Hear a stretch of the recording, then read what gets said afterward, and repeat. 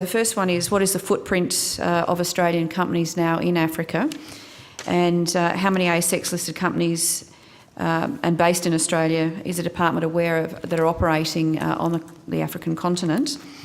And if you could also provide the value, industry and country breakdown of Australian investment and resources in the extractive sector. I know some of this information is available, but I'm not sure that all of it, I don't think all of it is publicly.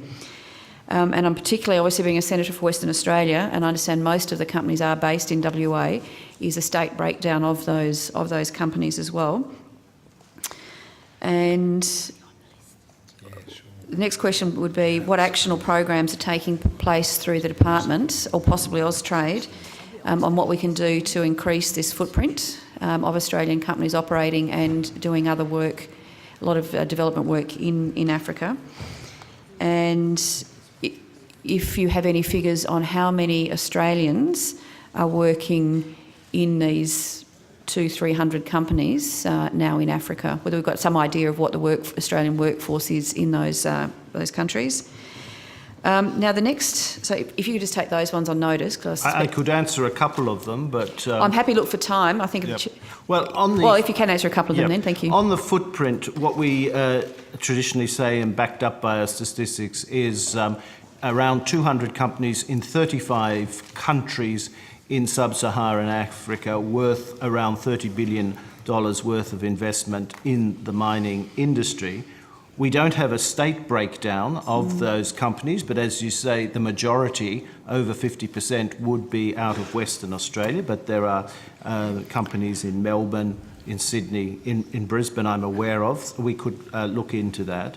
We are working with Austrade and recently worked on a commercial opportunities strategy, which we will unveil more publicly at Australia Africa Week, but that is looking beyond mining into broader commercial engagement, which is something that's a priority for us.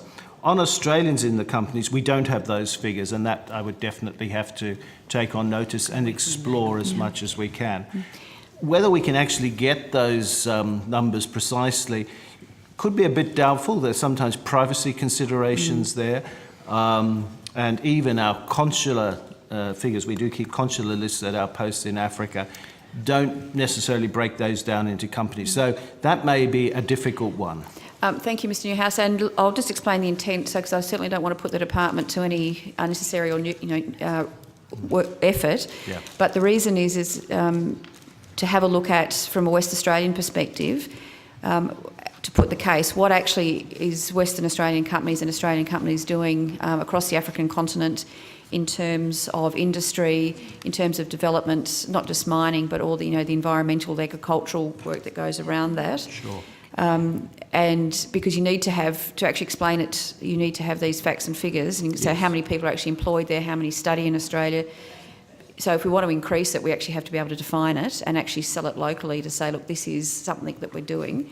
So again, I don't necessarily want to put the department through unnecessary work, but if we've got that general information we can package up more effectively, I think that would be very helpful.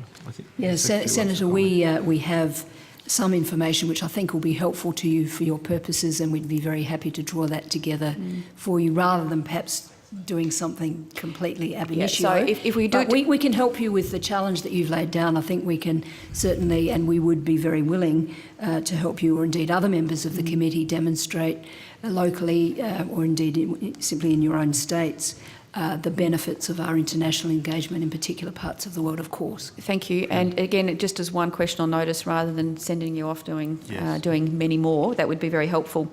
The second group, which again might be able to be answered as one, in relates to corporate social responsibility, and we've touched on that previously, but with the 200 plus Australian companies working across Africa, I'm aware that a lot of them are doing some wonderful work, quite often with the assistance of our staff, DFAT staff, but again it's largely uncaptured, and the lessons are there to be learnt, not only for other companies working in the African continent, but also in Southeast Asia, South America, etc.